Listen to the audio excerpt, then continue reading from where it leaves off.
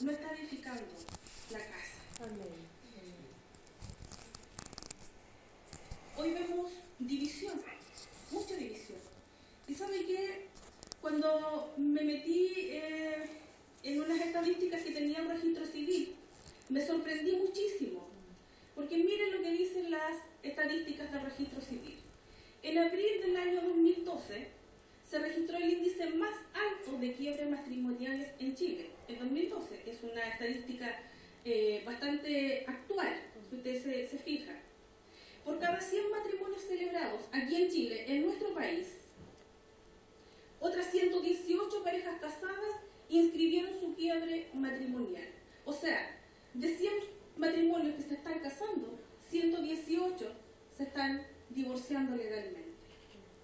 Usted podrá entender de que en estos casos Dios no está edificando la casa. ¿Sí? ¿Me está entendiendo? Si no tenemos la capacidad de permitirle a Dios que Él edifique nuestra casa, estamos destinados al fracaso, ¿no? ¿Saben qué?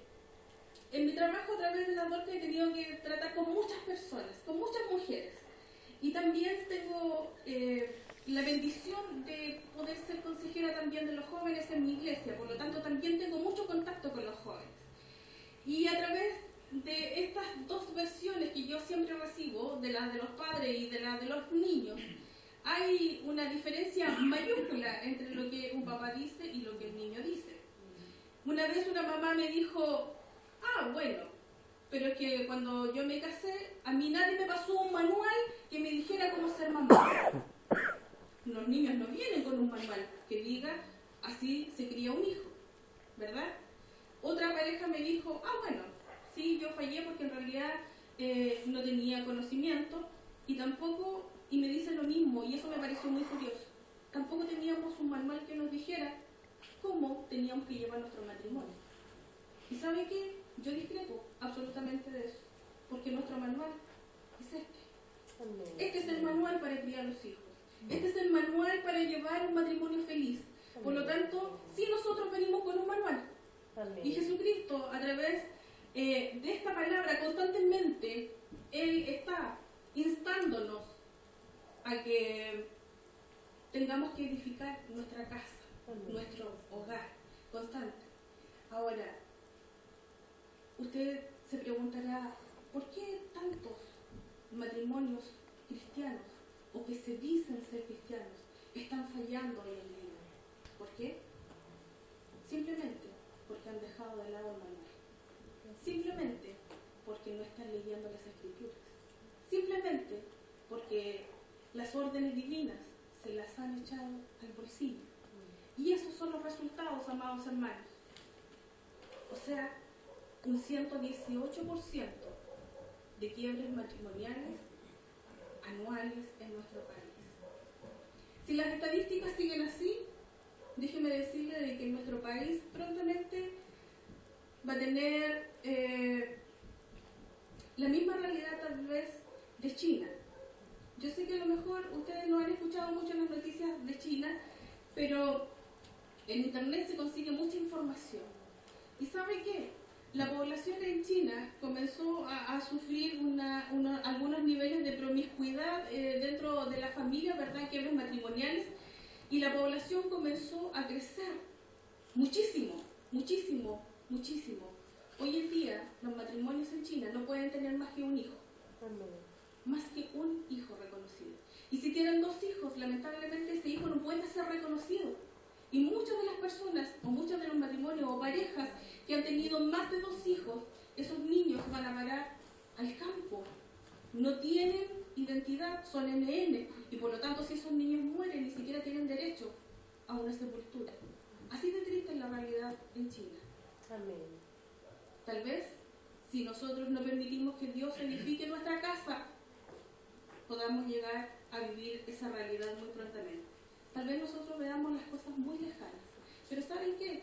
Hace 5 años atrás nosotros decíamos acá en Chile, no creo que se permitan matrimonios homosexuales. Cuando recién comenzamos a escuchar que en Estados Unidos, ¿verdad?, se estaba permitiendo la ley, ¿verdad?, de de libertad entre la pareja homosexual. Hace 5 años nosotros decíamos, no, es muy distante de Chile. Y hoy día vemos nuestra realidad. Hoy eso es casi un hecho, que los matrimonios matrimoniales se vayan a hacer efectivos en nuestro país. El segundo versículo dice, si Jehová no guarda la ciudad, en vano vela la guardia. Hay una realidad hermosa en la Biblia que nos habla sobre, si usted ve la imagen, ¿verdad? Ese es un muro de una ciudad de Medio Oriente. En la antigüedad, antes de que una ciudad comenzara a formarse, lo primero que ellos levantaban eran los muros. Era lo primero. Primero para salvaguardar a las personas que estaban adentro, porque recuerden, y en el libro de Reyes, eso es como la historia, ¿verdad?, que se va relatando, en que los pueblos se transaban en guerra y lo primero que echaban abajo eran los muros y arrasaban con todo, ¿verdad?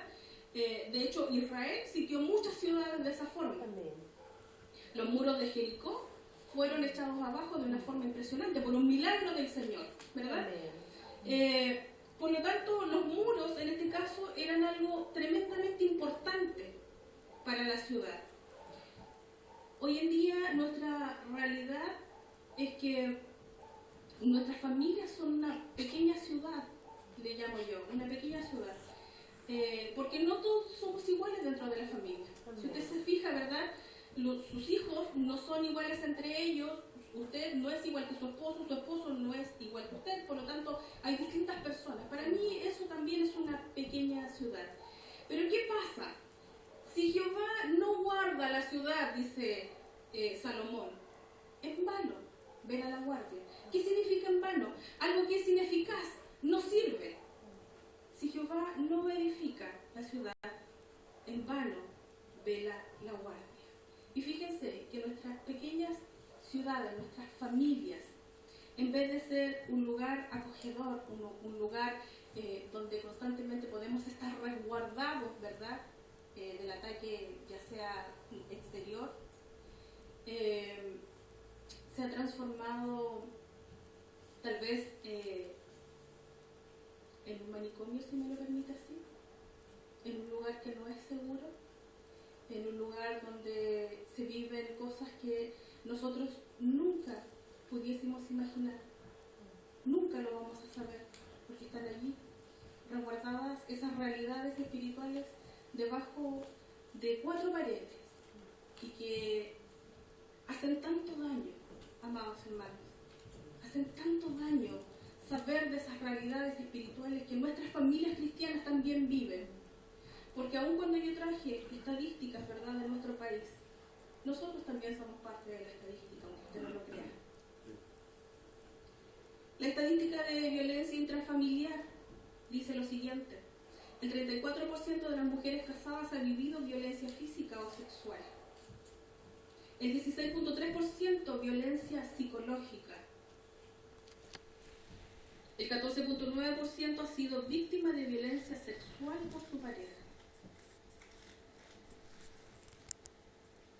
Uno, cuando lee las estadísticas, piensa, yo pertenezco a una familia cristiana o yo soy hija de Dios y no puedo ser parte de esto. Y tal vez, por otra parte, usted se esté sintiendo tal vez representado por esto. Déjeme decirle de que hace un tiempo atrás una hermana fue a hablar conmigo a mi casa y me dice, le voy a relatar un poquito de mi vida, yo sé que usted no me conoce. Yo llevo 16 años de matrimonio con mi esposo, nos casamos para formar una familia como se casó usted, ¿verdad?, con esa ilusión de formar una familia, de tener hijos, ¿verdad?, y de acrecentar también la familia. Pero nos dimos cuenta en el andar de que nuestros planes no eran los planes del Señor, no estaban en los planes del Señor. Soy una mujer estéril, no puedo tener hijos. 16 años, en mis primeros años de matrimonio, ¿verdad?, gastamos millones de pesos, millones, porque no teníamos a Cristo en nuestro corazón y estábamos haciendo lo imposible para poder formar una familia. Cuando llegamos a los caminos del Señor, nuestra perspectiva cambió. Entonces no gastemos los millones y esperemos en el Señor. Él es nuestro ayudador, Él es nuestra confianza. Y resulta de que me encontré con una hermana dentro del tercer distrito que vive la misma situación que nosotros vivimos. Pero ella un día, me imagino que muy agobiada, va a mi casa y me dice: hermana, necesito conversar con usted. Yo ya había dado un tema relacionado con esto, les había contado mi historia a las hermanas. Y ella se sintió muy identificada conmigo. Y me dice: hermana, ¿qué hace usted cuando su esposo le recrimina o la reta porque usted no le puede dar un hijo? Y yo le dije: hermana, mi esposo nunca me ha recriminado, ni me ha retado, ni me ha ofendido, ni me ha dicho nunca absolutamente nada, porque yo no le puedo dar un hijo. Y me di cuenta de que esa mujer estaba siendo violentada psicológicamente. Todos los días, su esposo la apuntaba a ella con el dedo. Y le decía: por tu culpa yo no puedo ser padre. ¿Sabe cuánto me dolió eso? Esa realidad tan cruda, tan triste. Y yo decía: Señor, y ese hombre no es cristiano, y ese hombre no te tiene a ti en su corazón. Me contaba ella muy triste y su corazón muy desgarrado, y me decía: una vez me acerqué a un pequeñito de la iglesia y le fui a hacer cariño. ¿Y sabe lo que él le dijo? No te preocupes de andarle haciendo cariño a cabros ajenos, le dijo. Preocupa de tener los tuyos. Amados hermanos, esta realidad también es tocante para la iglesia evangélica en este tiempo. Amén. Personas que se dicen ser cristianas, que se dicen haber nacido de nuevo, pero que en su corazón no hay nada de nuevo nacimiento. Y nuestras mujeres están siendo violentadas psicológicamente y están siendo abusadas sexualmente. ¿Y sabe lo triste? Es que nosotros nunca hemos intercedido espiritualmente por todas aquellas mujeres que han sufrido tanto en su vida y están allí sufriendo su proceso, muy calladas, muy silenciosas, con corazones absolutamente quebrados. Y nosotros como iglesia evangélica, ¿qué hacemos frente a esta realidad? Lamentablemente es algo que también nos toca a nosotros como iglesia evangélica, y es algo que es urgente que nosotros tengamos que ponernos la mano en el corazón y comenzar a orar al Señor por todas aquellas mujeres. Nuestras ancianas tal vez pasaron años de sufrimiento, tal vez años de ser golpeadas, y nunca nadie supo. Ellos guardaron silencio, pero eso se vivía y se vive aún en la familia de Cristo. Hay una cuarta violencia que yo no la puse ahí, que está siendo legislada hoy en día, y es la violencia económica. Y aunque usted no lo crea, nuestros hombres cristianos hoy en día también violentan económicamente a sus mujeres, no otorgándole lo necesario para que ellas puedan vivir bien. He visto distintas realidades hoy en día, amados hermanos, y usted tal vez se escandalizaría de poder saber esta realidad que nuestras hermanas están viviendo a lo largo de todo Chile, y que tal vez esto no es inherente también en el sexto distrito, y que es necesario que hoy en día también podamos preocuparnos de eso. He visto hombres cristianos de punta en blanco, impecables, y su mujer con la misma faldita de 16 años, él caminando adelante y ella atrás con todos sus hijos. Eso lo vemos constantemente, más hermano. No sé si a usted le ha tocado verlo, no sé si a usted le ha tocado vivir, pero ¿sabe qué? Salomón dijo: si Jehová no guardare la ciudad, en vano trabaja, en vano vela la guardia. Amén. Nosotros no podemos velar por nuestra familia humanamente. No podemos. Porque somos débiles. Porque muchas veces caemos de la nada. Porque somos infieles al Señor. Por eso humanamente no podemos hacer las cosas. Dios es el que tiene que velar por nuestra familia. Él tiene que edificar en nuestras vidas, en nuestros corazones, en la vida de los hijos. Humanamente nosotros no podemos hacer nada. Esto nos queda grande a nosotros, amados hermanos. Dios es nuestro sustentador. ¿Y sabe qué? Muchas veces alabamos al Señor y cantamos de voz en cuello de que Él es nuestra autoridad, de que Él es el Señor de nuestras vidas. Muchas veces en nuestras oraciones le hemos dicho: Señor, tú eres el centro de mi corazón. Pero nuestra realidad espiritual dista mucho de lo que nosotros decimos con nuestros labios, amados hermanos. Mucho. ¿Cómo cree usted que se siente el corazón de Dios?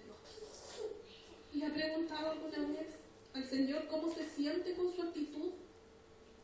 ¿Cómo se siente Él con sus reacciones? ¿Cómo se siente tal vez cuando usted sabe que lo que está diciendo tal vez es una mentira frente al Señor? Porque lo que usted está diciendo no se condice con lo que usted vive en su hogar. Amén. ¿Sabe qué? Una vez yo le pregunté. Y mi corazón se entristeció tanto, que yo no podía parar de llorar. Y me imaginaba cuánto llora el Señor, porque sus representantes aquí en la tierra no están haciendo las cosas. Amén. Como lo dice el Amén. No estamos haciendo bien las cosas, hermano. Y el Espíritu Santo está contristado. Y nosotros creemos que porque venimos a los cultos y cantamos mucho, Dios está agradado de nosotros. ¿No te ha preguntado tal vez que nuestra alabanza ni siquiera llega al techo? ¿Cuántas cosas tenemos que empezar a desatar de nuestro corazón? Amén. ¿Cuántas cosas tenemos que comenzar a entregárselas al Señor para que podamos ser realmente libres? Decimos que Jesucristo nos hizo libres y es una verdad, es una realidad. Pero ¿cuántas cosas nosotros tenemos atadas en nuestro corazón? Y las tenemos ahí arraigadas, impidiendo que el Espíritu Santo se glorifique en nuestras vidas y que seamos más. Y estamos allí constantemente marcando el paso, marcando el paso, marcando el paso. Y creemos que lo estamos haciendo perfectamente. Porque no nos falta nada, porque la salud está bien. Gracias del Señor es eso, hermano. Misericordia. Pero eso no significa que usted esté haciendo bien las cosas o que yo esté haciendo las cosas perfectamente. No. Eso no garantiza nada. El verso 2 dice: por demás es que os levantéis de madrugada y vayáis tarde a reposar, y que comáis pan de dolores, pues a su amado dará Dios el sueño. Hay una verdad en nuestro país hoy en día que no la podemos desconocer. Nuestro país económicamente ha logrado un sitial bastante elevado. Ya no es la misma realidad que teníamos hace 20 o 30 años. Un país pobre, ¿verdad?, disminuido. Hoy la realidad de nuestro país ha cambiado muchísimo. Las estadísticas de desarrollo económico, miren lo que dice. En los últimos 30 años, el ingreso nacional per cápita experimentó un alza del 158%. O sea, si usted ganaba, no sé, 100,000 pesos hace algún tiempo atrás, hoy día gana 158 o 258 más bien, porque son 158 más. 258, gracias. ¿Se da cuenta que nuestra realidad individual, per cápita, eso significa, por cada uno de ustedes, ha acrecentado un 158%? Chile, no alcanzo a leer, pero sí. Chile ocupa el puesto 44 en calidad de vida entre 187 naciones que participaron en esta medición. En el nivel 44, hermanos, esa realidad hace 20 años hubiese sido, pero no se podía visualizar esa realidad. Hoy día nuestro nivel y nuestro estándar de vida económico es tan alto, es tan alto. Pero ¿sabe qué? La iglesia cristiana, la iglesia evangélica también ha caído en este juego diabólico. Diabólico. El Dios Mamón, el Dios del dinero, hoy en día se ha venido a posesionar de las mentes de los cristianos también. Y si hace 5 años teníamos un televisor de 14 pulgadas, hoy día nos quebramos el lomo porque necesitamos tener un LCD de 42 pulgadas. Porque el televisor de 14 pulgadas que tuvimos hace 5 años vale lo mismo hoy día que vale un LCD de 42 pulgadas. Entonces, ¿para qué me voy a comprar otro televisor de 14 pulgadas? ¿Verdad? Si puedo tener un LCD de 42 pulgadas. Algo gigantesco y elaborado. Estándar de vida. Y si mi vecino tiene un vehículo, yo también quiero tener uno. Nos hemos ido involucrando poco a poco en este juego satánico. Y nos ha hecho tanto daño hoy en día. Tanto daño. Y te das cuenta que la iglesia hoy está desolada. ¿Por qué? Porque los hombres están trabajando horas extras. Porque las hermanas están saliendo a trabajar. Porque el ingreso que yo vivía hace 6 años atrás ya no me alcanza. Algunos dicen, el costo de la vida ha subido. Nuestros intereses se han desviado. Amén. Eso es. Amén. Nuestros intereses se han movido al blanco perfecto. Hoy día ya no nos interesa venir a congregarnos.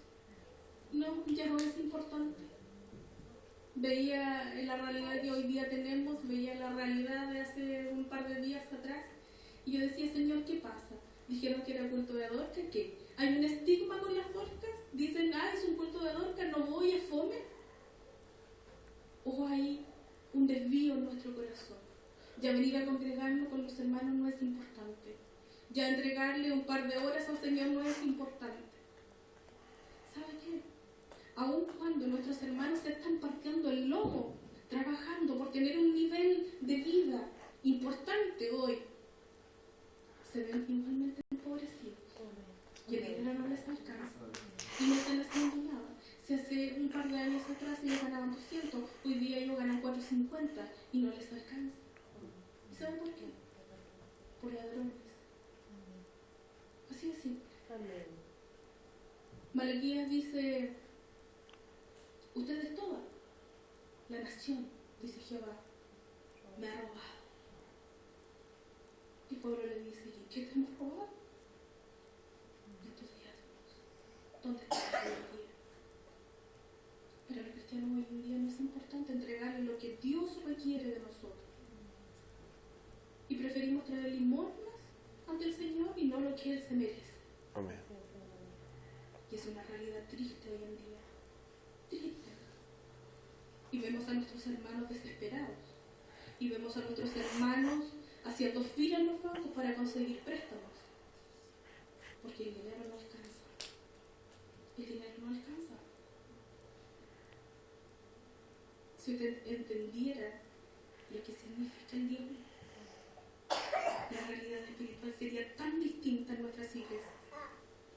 Y no estaríamos empobrecidos, no estaríamos trabajando horas extras. No, estaríamos alabando al Señor y reconociendo que todo lo que tenemos, todas esas añadiduras de las cuales mi hermana hablaba, vienen realmente de la mano del Señor. Amén. No quiero ser autorreferente en esta predicación, pero ¿sabe qué? Quiero contarles que mi primer acercamiento, amados hermanos, a Dios, porque como bien decía mi hermano hace un par de días atrás, yo era la oveja negra de la familia.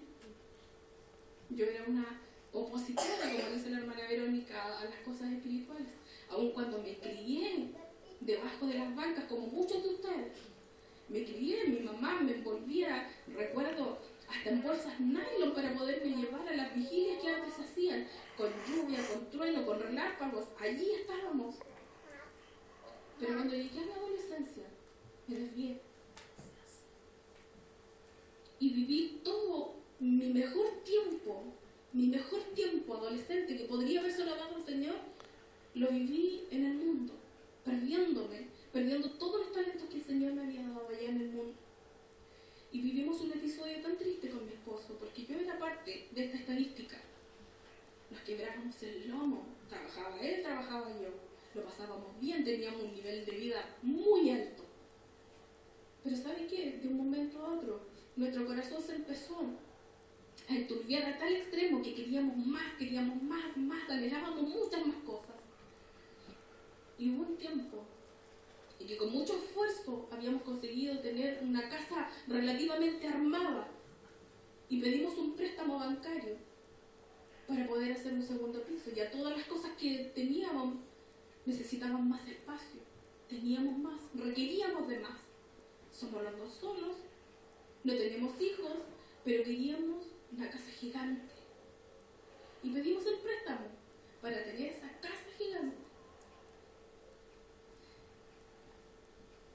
¿Y sabes qué? Al mes siguiente mi esposo lo cortan de trabajo. Y no hubo puerta que se abriera para él. No hubo forma de que él encontrara otro trabajo. Y yo sabía en el fondo que era la mano del Señor. Yo lo sabía. Pasaron los meses, no pudimos pagar el préstamo y todo lo que habíamos conseguido con tanto esfuerzo, el banco se lo llevó. Nos embargaron, nos llevaron todo. Nos dejaron la cocina, la mesa y la cama. Todo lo demás se lo llevaron. Y ahí estábamos. Y dábamos vueltas de un lugar a otro. Y nos mirábamos las caras, los dos en trabajo, y no teniendo absolutamente nada. Después de haberlo tenido todo, ahora no teníamos nada. ¿Y saben qué? Empecé a sentir las manos del Señor apretándonos a tal extremo, nuestras vidas a tal extremo, de que hubo un momento en que no tuvimos nada que comer. Y cada vez que yo cuento este testimonio, todos se sorprenden porque mis hermanos me dicen, no, si nosotros hemos pasado de necesidad, pero nunca a tal extremo. Bueno, sí, yo le dije, sí, yo comí pan verde, porque no teníamos nada que comer. A ese extremo. Después de haber tenido todo, no teníamos nada. ¿Y saben qué? En una discusión que tuvimos, y en ese tiempo nosotros discutíamos y él me dejaba hablando solo, nos hacía problema. Y quedé sola en mi hogar. Y por primera vez yo levanté mi vista al cielo, después de tantos años, y le dije, Señor, si tú le das un trabajo a mi esposo, yo prometo diezmar para ti. Hermano, yo no tenía idea lo que era el diezmo. Pero ¿saben qué? Mi hermano mayor Arturo, toda la vida, él dijo que el diezmo para él era importante. Nosotros vimos su prosperidad. Él siendo joven, muy joven. Hay una brecha generacional. Nosotros como hermanos, increíble. Arturo ya tenía 20 años y yo tenía 5. Y el tema es que yo me crié viendo esa realidad en él, impactando mi corazón. Y él se casó y él fue siempre muy riguroso con su diezmo y era lo primero que él apartaba. Entonces yo dije, Señor, aquí algo debe haber de cierto en esto. Por favor, si tú le das un trabajo a mi esposo, yo prometo que es mal para ti. A los 3 días llega mi hermano Vicente y me dio mucha risa porque él trabajaba en una empresa muy grande allá en Talcahuano y él manejaba una camioneta y de repente yo escuché un estruendo, un frenazo muy fuerte y miro por la ventana y era él y yo me asusté mucho y yo dije, ¿qué habrá pasado? Algo, una mala noticia me imaginé yo. Y él muy desesperado me dice, el negro, me dice, ¿dónde está? Yo le dije, está en la casa de la mamá. Me dice, lo necesito urgente porque tiene que entrar a trabajar ahora ya. Cuando escucho eso, yo por primera vez dije, Señor, tú eres real. De verdad tú existes. De verdad tú escuchas la oración de nosotros. Y eso no lo podemos negar. Él siendo un hombre católico toda la vida.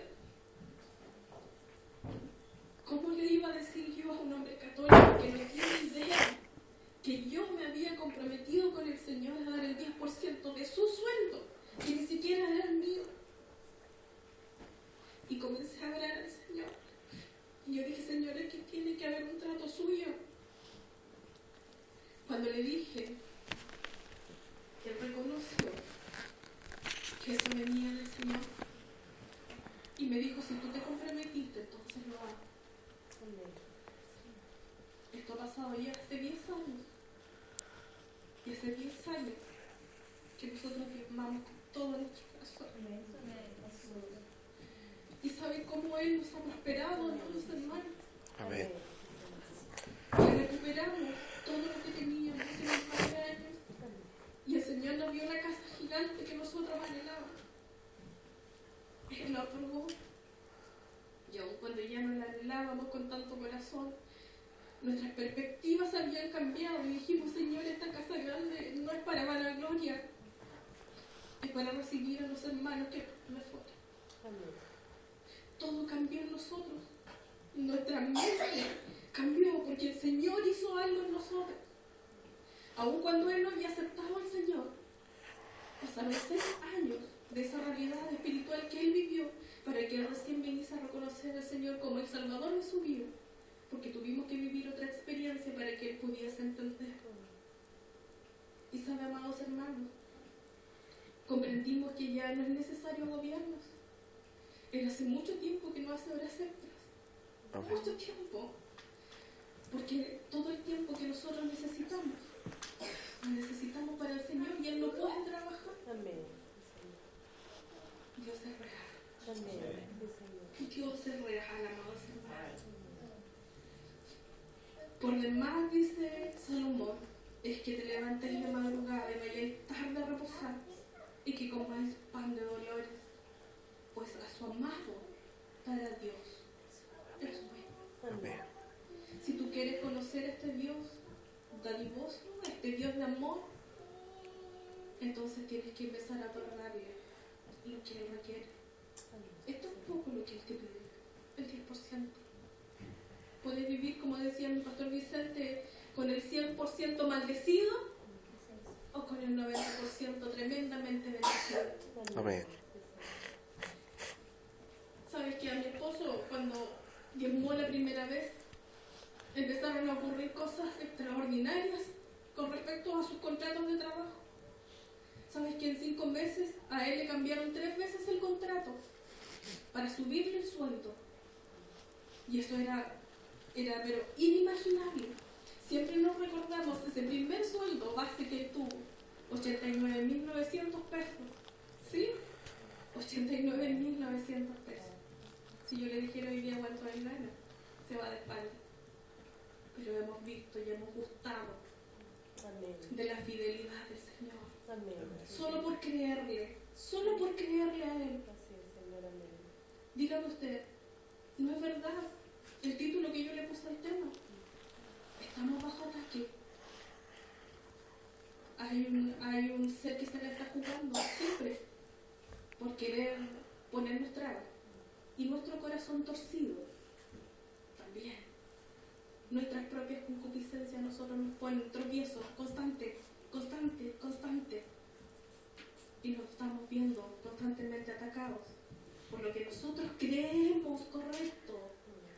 Muchas veces nosotros hacemos suposiciones de lo que el Señor quiere de nosotros. Suponemos que a Dios le puede gustar esto. Pero lo que Dios quiere está aquí. Amén. Usted no lo puede suponer. Amén. Porque aquí está clarito. Así es, amén. Usted no puede suponer de que el Señor va a ser clemente o misericordioso con usted si no le da el diezmo, pero le da una ofrenda mejorada. Eso es mentirle derechamente al Señor. Amén. La mentira Dios la aborrece con todo su corazón. Así es, Amén. Porque lo único que quiere es bendecirte. amén. El tema es que nosotros como sus hijos no le hemos creído. Y eso sí que es grave. No creerle a papá es muy grave. Vamos con la segunda parte, que es más cruda aún.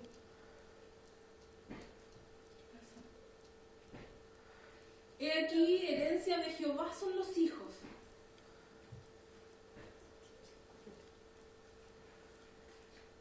Herencia significa sucesión, legado o beneficio. Un legado importante. Una herencia. Cada vez que yo leo esta palabra digo, Señor, mi herencia, ¿cuándo? ¿Cuándo? ¿Quién no quisiese tener una herencia, amados hermanos? ¿No sería fantástico que alguna vez lo llamaran por teléfono y le dijeran que el tío no sé cuántito murió y dejó algo para usted, una herencia? Soñamos con las herencias materiales. Pero la Escritura dice que nuestros hijos son herencia. Un tremendo regalo del Señor. Gracias, Señor. Entonces, ¿por qué los estamos matando? ¿Se ha preguntado eso? El CFM o el Colegio Médico de Brasil promulgó a favor del derecho de la mujer a abortar por voluntad propia hasta la semana número 12. ¿Usted ve esa cosita pequeñita ahí? Esa cosita pequeñita tiene 12 semanas. ¿Sabe cuánto mide eso? Aproximadamente 3,5 milímetros. Y si usted se fija, ya está perfectamente moldeado en el vientre de la mamá. Y ese corazón late fuerte. Le sigo contando mi historia. El Señor me permitió ser mamá hace 3 años. Conocí a mi pequeño cuando tenía 12 semanas. Y era así. Y escuché su corazón por primera vez. Cuando vi la ecografía y vi eso, yo dije, Señor, de verdad sí estoy embarazada. Pero cuando escuché su corazón, algo impactó aquí en mi corazón. Yo sé que las mamás que han vivido esa experiencia lo saben. Escuchar el corazón de su hijo, ¿verdad? Les mueve el piso. Les mueve el piso. Es algo extraordinario. Lamentablemente, hoy el hombre, lo único que hace, lo único, su meta, es matar la herencia de Dios. Y en Brasil ya se promulgó. Y le da toda la autoridad a la mujer. Si quiere matar a ese ser viviente, tiene toda la autoridad para hacerlo. Porque su cuerpo, porque ella manda su cuerpo. En Chile se está trabajando en la despenalización del aborto. En 3 casos: aborto terapéutico, eugenésico y sentimental. El terapéutico es cuando la mamá está en riesgo. El eugenésico es cuando el bebé tiene alguna malformación. Y el sentimental es cuando la mujer ha sido violada. En esos 3 casos, Chile está trabajando para despenalizar el aborto. Y cuando yo escuché esta estadística, dije aborto terapéutico. La mamá puede morir. Y la mamá no tiene un Dios. No tiene un Dios sanador. Sí, estoy hablando también de las mujeres cristianas que se ven envueltas a hacer esta decisión. Amén. El eugenésico. Cuando los doctores dicen que los hijos pueden traer malformaciones, cuando dicen que puede venir así, ¿por qué dijo de esta forma?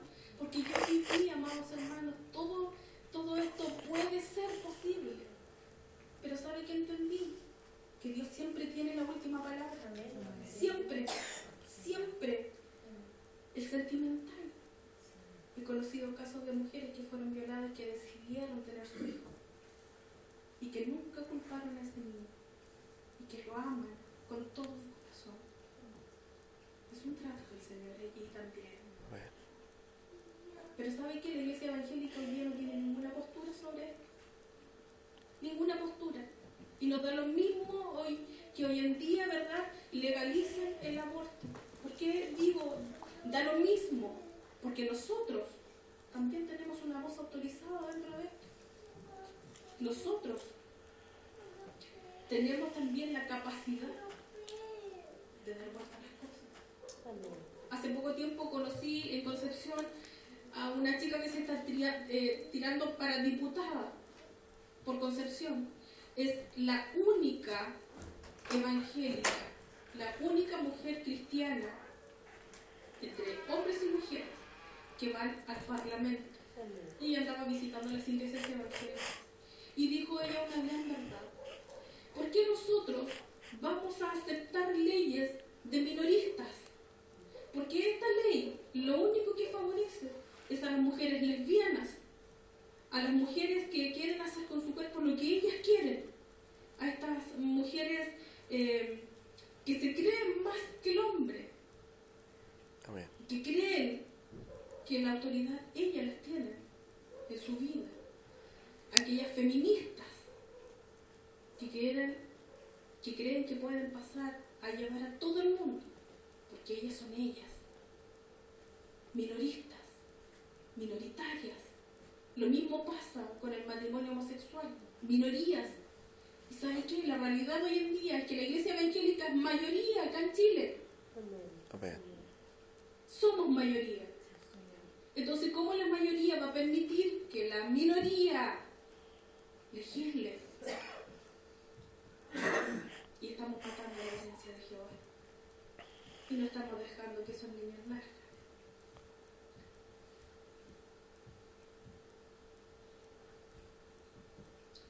Mi embarazo duró 5 meses.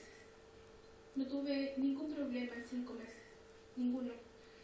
Nada quisiera pensar en un aborto. Nada. Cuando cumplí el primer día de los 6 meses comencé con muchos problemas de salud. Muchos. Y fui a dar al hospital un mes. Mi cuerpo estaba luchando en contra de mi bebé.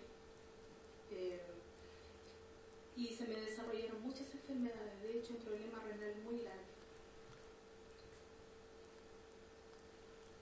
Al lado mío había muchas mujeres. Lo curioso de esto es que todas conocían al Señor, todas. Y cuando yo llegué a esa sala, yo llegué con un estigma de todos los doctores. Yo moría, mi hijo moría. No había salvación. Y cuando empecé a escuchar los testimonios de las otras niñas, y yo les decía, pero ¿cómo? Y tú no tienes, tú conociendo al Señor, no tienes la capacidad de ir a las plantas de Cristo y decirle que te saque de aquí. Ninguna había creído de verdad en el Señor.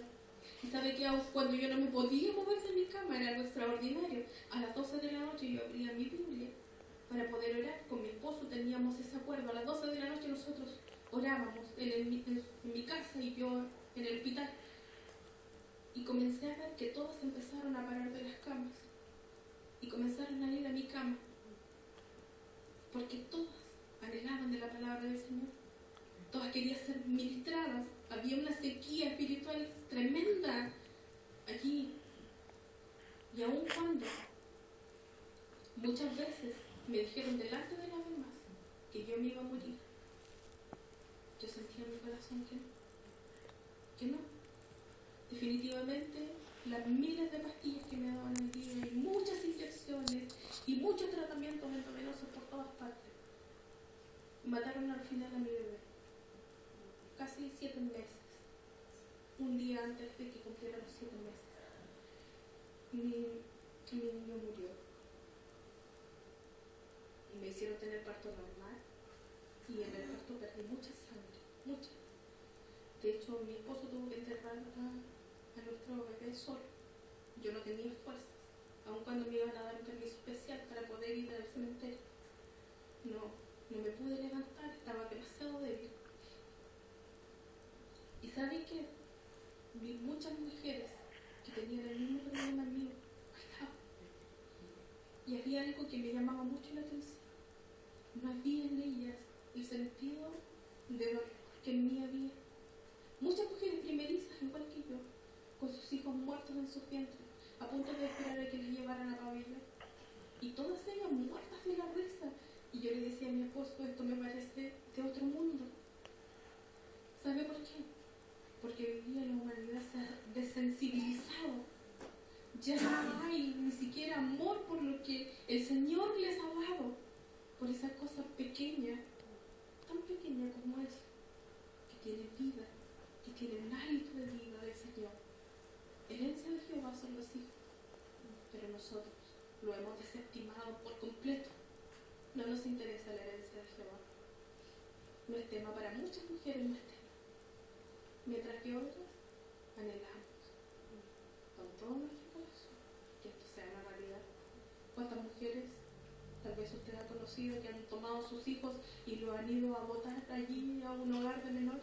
Porque no es tema para ellos criar, porque los niños fueron un accidente, no les interesa. Y nuestra nación cada día se corrompe cada vez más.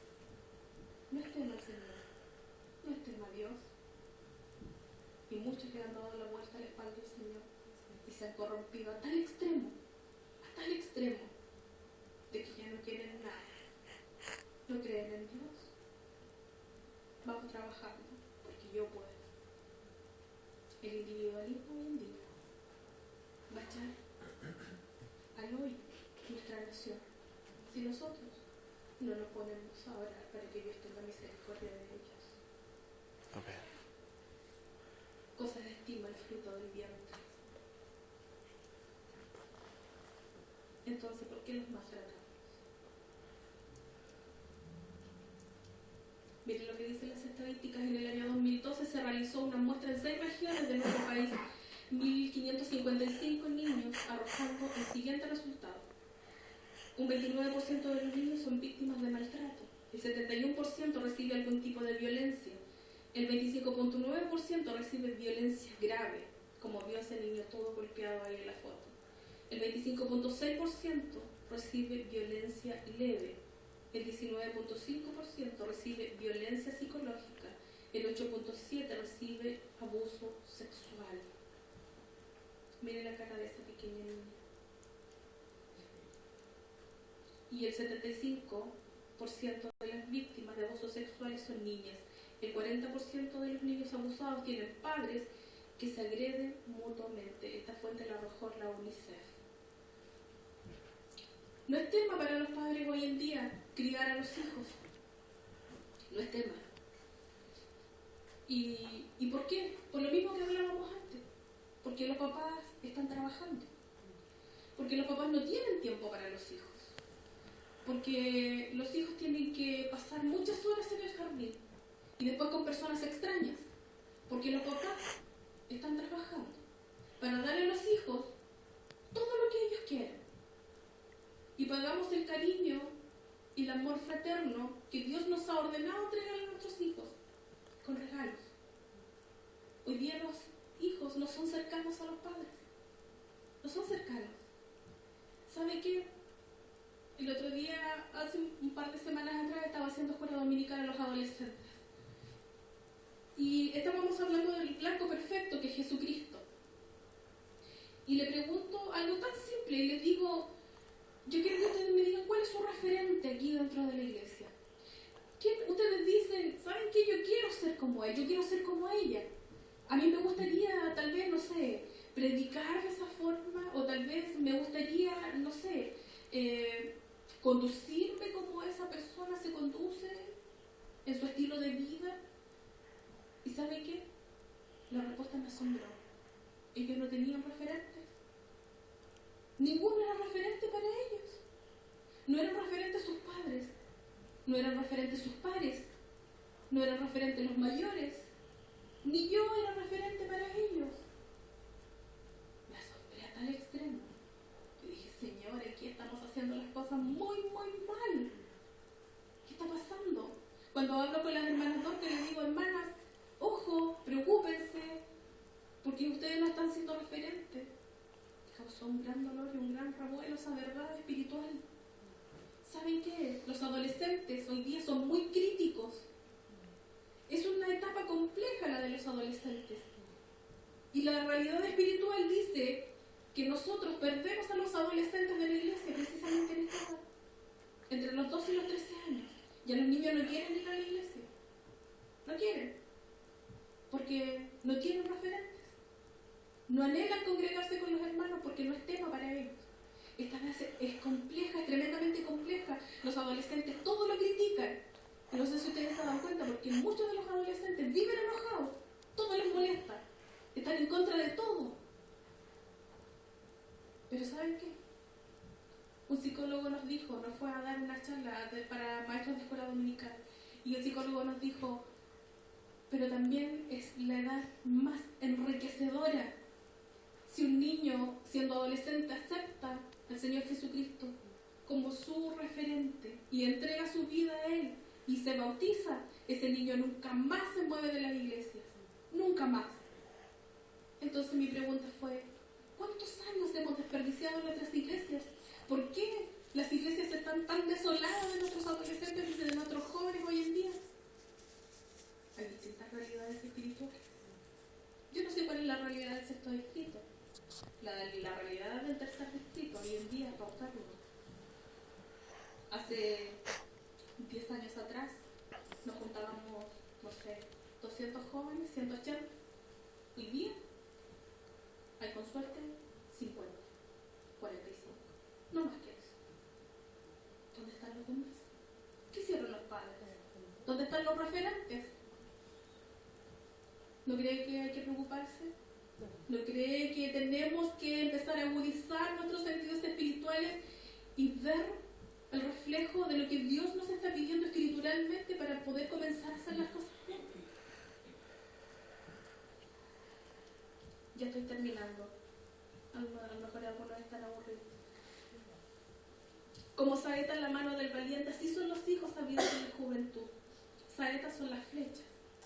El valiente, los padres. Pero ¿saben qué? Algunos padres apuntan a sus hijos y quieren tirarlos hacia el blanco perfecto que es Jesucristo. Sueltan la saeta y lo caen a 10 metros de sus pies. No. ¿Sabe por qué? Porque el hijo siempre va a esperar que el papá primero haya llegado al blanco perfecto. Amén. Siempre. Y si el papá no ha llegado al blanco perfecto, olvídelo. Amén. El hijo nunca va a llegar al blanco perfecto. ¿Se da cuenta? Amén. Como saetas en manos del valiente, dice Salomón. ¡Wow! Así son los hijos sabios en la juventud. Y por último, bienaventurado el hombre que llenó su aljaba de ellos. No será avergonzado cuando hable con los enemigos en las puertas. La aljaba eran esos envases de cuero donde se ponían las flechas. Esas son las aljabas. En la antigüedad era necesario tener muchos hijos. Las familias tenían muchos hijos. El tener muchos hijos garantizaba una familia próspera. Amén. Por eso ellos tenían muchos hijos. Hoy día, no, uno no. Uno, porque los hijos son mucho gastos. No, proyectarlos con 2, 3, no. Cuando escuchamos que las abuelas tuvieron 18 hijos, ¡ay, qué es eso! 18 hijos. No, con suerte, 2, y eso. ¿Y sabe que la realidad de nuestro país es una realidad vieja? El país está envejeciendo porque los hijos jóvenes no se quieren proyectar con hijos. Y es nuestra obligación. Para eso Dios formó a la familia, para procrear, para tener familias felices. Hay algunos que se están mostrando, parece que quieren ser papá luego, no sé. Amados hermanos, palabra del Señor. Hay cosas que estamos haciendo mal y tenemos que visualizar qué cosas estamos haciendo mal. Las cosas que estamos haciendo bien, esforcémonos para seguirlas haciendo bien, para proyectarnos en el tiempo con las cosas que estamos haciendo bien. Pero las cosas que estamos haciendo mal requieren urgencia. Urgencia. Y Dios lo único que quiere, amado hermano, amada hermana, es prosperar a tu familia. Amén. Él anhela con todo su corazón entregarte todo lo que tú necesitas para prosperarte, todo. Pero tienes que comenzar a hacer las cosas bien. Amén. Hay un versículo bíblico que a mí me encanta y está en el libro de los Hechos. Y miren lo que dice. Hechos 17:30 dice: pero Dios, habiendo pasado por alto los tiempos de esta ignorancia, ahora manda a todos los hombres en todo lugar que se arrepientan. Tal vez nosotros ignorábamos muchas cosas antes de escuchar esta palabra. Tal vez muchas cosas las has desconocido, pero hoy día ya no. Y Dios hoy te hace responsable de esta palabra, para ti y para tu familia. Sacerdotes de los hogares, es tuya la responsabilidad de que esa saeta no se vaya de la iglesia y que llegue al blanco perfecto. Mujeres, ayudas idóneas, es su responsabilidad. No quitan la autoridad al esposo, no. Como lo dice el apóstol, sometidas al esposo. ¿Para qué? Para que los hijos vean imágenes, para que los hijos se proyecten a ser como ustedes, para que los hijos anhelen en su corazón tener un matrimonio como los viejos lo tuvieron. Eso es necesario hoy en día. Los cabros, si no se proyectan, ¿verdad?, dentro de la familia, si no, sus padres no son referentes para ellos, entonces ¿qué podemos esperar? Tenemos muchos referentes en internet, muchos referentes en la televisión, muchos cantantes para ellos son referentes, menos la familia. Cuidado con eso, porque nosotros tenemos la verdad. Afuera está el engañador, en internet está el engañador, ahí, esperando sacar a los jóvenes de las iglesias, sacar a sus hijos de las iglesias. Y tal vez muchos de ustedes ya están viviendo esa realidad. Tal vez muchos de sus hijos se fueron de los caminos del Señor y están viviendo sus propias penitencias y fuera de la cobertura del Señor. Porque algo hicieron mal. Algo hicieron mal. Y hoy día estamos pagando con dolor en nuestro corazón que los hijos se pierdan. Cuidado con eso, amados hermanos. Porque es su responsabilidad, porque la herencia es suya. Herencia de Jehová son los hijos. Por favor, pónganse en pie, vamos a dar gracias por la palabra.